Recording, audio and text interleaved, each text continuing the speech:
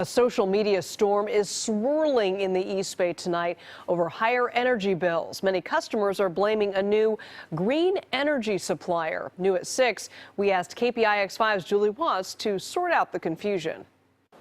East Bay Community Energy arranges for alternate sources of electrical energy, such as wind or solar. The prices are actually cheaper than what PG&E provides, but confusion is leading to many customers opting out.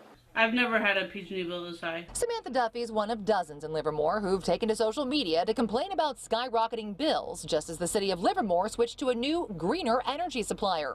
East Bay Community Energy now provides electrical power to over 500,000 people across the East Bay.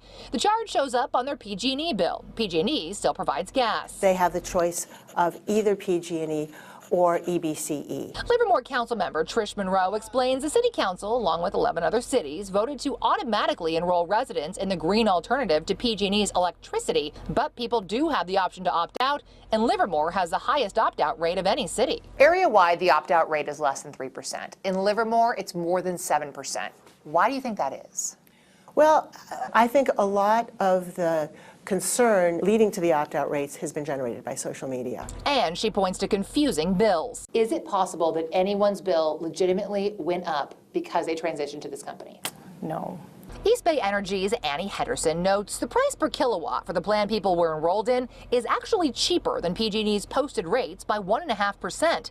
But while the savings is small, the switch came just as temperatures dropped and people started using more energy. What you can see here is that their usage in December was considerably lower than their usage in January. There were also seasonal increases in the cost of gas, which shows up on the PG&E bill. The bill, honestly, is very confusing.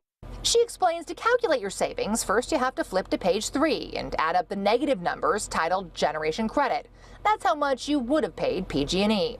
To find out what you're actually paying, add up the power charge and franchise fees on page 3, that's what PG&E charges you for leaving, and the net charges on page 4, that's what you're actually paying for electricity. Combined, the fees and net charges should always be less than what you would have paid PG&E. Now, the city is holding an informational event at the Livermore Library on February 13th. You can bring in your bill, and experts will be there to help you break it down and explain to you how to read it. In Livermore, Julie Watts, KPIX 5.